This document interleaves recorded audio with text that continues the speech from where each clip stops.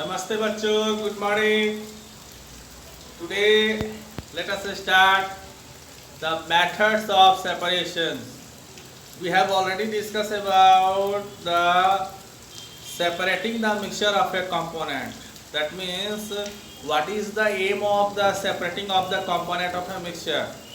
Now today we are going to discuss one by one methods involved in it. आइए आज हम discuss करेंगे कि कुछ मिक्सचर के कंपोनेंट को सेपरेट कैसे किया जाता है।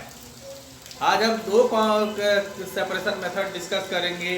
पहला है इवापोरेशन और दूसरा है सेंट्रीफ्यूगेशन। तो आइए सीखना शुरू करते हैं।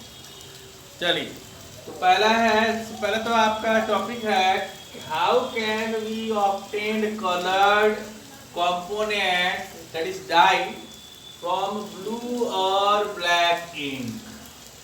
Dear student, ये जो ब्लू और ब्लैक इंक जो बनता है उसको अगर देखा जाए तो उसमें सॉल्यूट और सॉल्वेंट प्रेजेंट होते हैं और मिक्स होते हैं। तो उसको कैसे सेपरेट आप कर सकते हैं? जैसे ओशन का वाटर है, ओशन के वाटर को ओशन के वाटर को ऐसे फील्ड में ऐसे छोड़ दिया जाता है और उससे वाटर इवापोरेट कर जाता है। वो तो वोलेटाइल है वाटर, और जो सॉल्ट वेपोराइज नहीं कर पाता है उसको नॉन वोलेटाइल कहते हैं और वो सेटल डाउन हो जाता है। ठीक उसी तरह से इंक से भी हम इवापोरेशन टेक्निक से उसके डाई को सेपरेट कर सकते हैं। तो ये स्टूडेंट जो वेपोराइज होता है उसको वोलेटाइल कहा जाता है और जो वेपोराइज नहीं होता है उसको नॉन वोलेटाइल कहते हैं। आइए हम एक्टिविटी से समझ सकते हैं।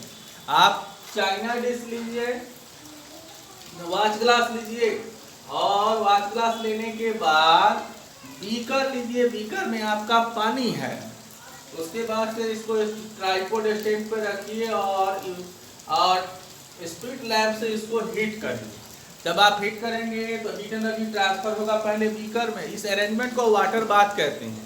डायरेक्टली अगर हीट करेंगे तो ये वेपोराइजेशन तो होगा लेकिन प्रॉपर तरीके से नहीं होगा, कहीं ज़्यादा होगा कहीं पे कम होगा और ड्राइनेस तक हम नहीं पहुंच पाएंगे। तो इसके लिए क्या किया जाता है, इसको जब हीट किया जाता है तो ये हीट एनर्जी ट्रांसफर होता है वाटर में और वाटर से हीट एनर्जी ये वाच ग्लास है उसमें ट्रांसफर होगा और वाच ग्लास में इंक प्रेजेंट है, रेड या ब्लू इंक है, उससे वोलेटाइल सब्सटेंस वेपोराइज कर जाएगा और एक डार्क कलर का पैचेस दाग धब्बा की तरह जिसको डाई कहा जाता है वो बच जाएगा।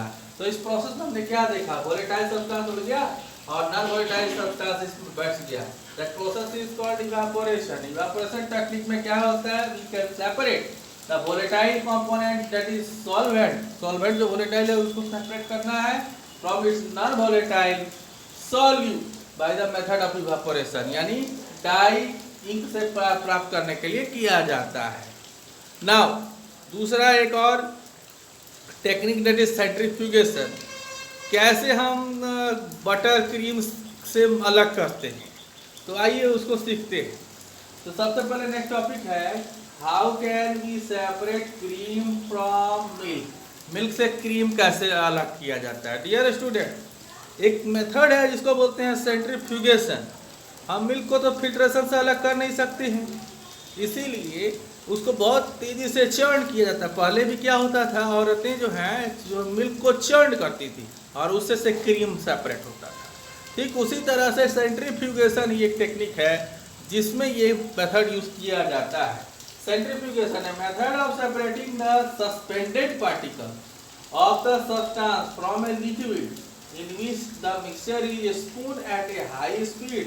यानी किसी मिक्सचर को बहुत हाई स्पीड से जब स्पून करते हैं तो उसमें जो आपका जो सस्पेंडेड पार्टिकल्स है वो लिक्विड में वो सेपरेट हो जाता है। ठीक उस तरह से मिल्क से क्रीम अलग किया जा सकता है।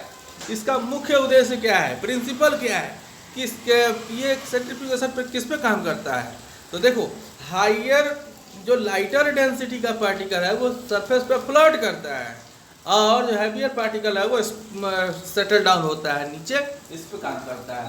तो denser particles are forced to the bottom and a lighter particles stay at the top when respond rapidly. जब बहुत तेजी से घुमाया जाएगा तब जो लाइटर पार्टिकल होगा ऊपर फ्लोट करेंगे, जैसे क्रीम हो गया, और जो हैवियर पार्टिकल होते हैं वो डेंसर होते हैं, वो नीचे बैठ जाते हैं। ये है प्रिंसिपल। डियर स्टूडेंट, सेंट्रीफ्यूगेशन का हमारे डेली लाइफ में बहुत यूजेस है, इसका एप्लीकेशंस है।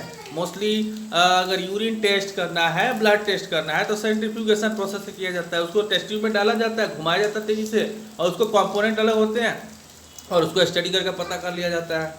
इसके अलावा वॉशिंग मशीन में भी कपड़े को सुखाने के लिए बहुत तेज़ी से घूमता है और वेट क्लॉथ जो होता है सूख जाता है। इसके अलावा जो मिल्क है उसमें से क्रीम अलग करने के लिए, तो यानी ये सेंट्रीफ्यूगेशन का यूज इस तरह से कर सकते हैं। So use in diagnostic laboratories for blood and urine test, blood और यूरिन टेस्ट करने के लिए इसका इस्तेमाल होता है। डायरीज में आपका बटर क्रीम से अलग करने के लिए किया जाता है, और वॉशिंग मशीन में जो भीगे कपड़े हैं उसे सुखाने के लिए इस्तेमाल करते हैं। सो हम लोगों ने आज सीखा, डियर स्टूडेंट, आज हम लोगों ने क्या सीखा? इवापोरेशन और सेंट्रीफ्यूगेशन। तो ये दोनों ऐसे टेक्निक है, अलग अलग तरह से इस्तेमाल होते हैं। इवापोरेशन में क्या होता है? नॉन वोलेटाइल सॉलिड को वोलेटाइल सॉलिड से सेपरेट किया जाता है, यानी वोलेटाइल सॉल्वेंट होता है, सॉल्यूट आपका नॉन वोलेटाइल होता है, जो उड़ता है उसको वोलेटाइल। उसी तरह से आपका जो सेंट्रीफ्यूगेशन है वो ऐसे लिक्विड के साथ किया जाता है जो सेपरेट फिल्ट्रेशन प्रोसेस से नहीं हो पाते हैं, बहुत तेज़ी से घुमाया जाता है, तो लाइटियर पार्टिकल्स जो होते हैं फ्लोट करते हैं, और हैवियर पार्टिकल्स जो होते हैं बॉटम में सेटल डाउन हो जाते हैं, तब हम उसको सेंट्रीफ्यूगेशन कहते हैं। तो आई होप आपको समझ में आया होगा। आज हम लोगों ने दो टेक्निक सीखा, that is evaporation and centrifugation. Dear student, activity based question centrifugation अगर इवापोरेशन से आता है तो इस डायग्राम को आप बनाकर इसको आप एक्सप्लेन कर सकते हैं। So thank you for watching this beautiful video and interesting video. Now in the next video we'll come with the more interesting topic. Thank you. Have a nice day.